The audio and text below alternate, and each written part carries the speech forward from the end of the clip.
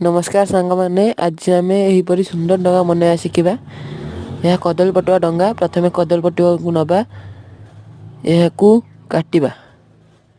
देखु यहीपरि दुई पट काटे मझीटा को सेमती छाड़देवे।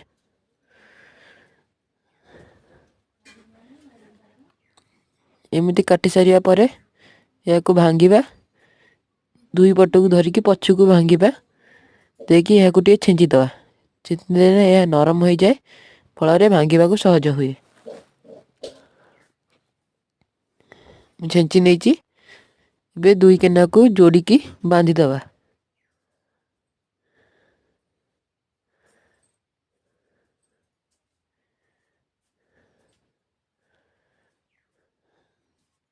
यापर ऊपर पटटा को तापर रखिकी भलसे बांधदवा। मु बांधि नहीं यहीपरि आर पटटा को बांधिबा। देखंतु मु दुई पटांग बांधि नहीं। एबे मझी को टिके हल्का मोड़िकी भांगिदवा फल यह पूरा डंगा भलिया हो जिवो। देखंतु मु जेमिति भांगी सेमिति भांगिबे।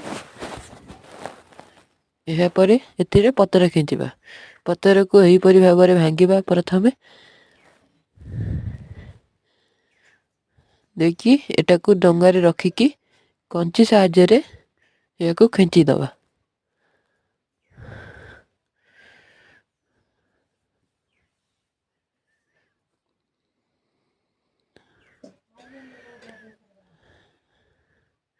एपरि भाव में खींचे खींचिकी मु बनैकी प्रस्तुत कर भाव में आपण भी करें। मझे पतर किंबा फूल देकी सजाई पारे। यापर आपण बसई पारे।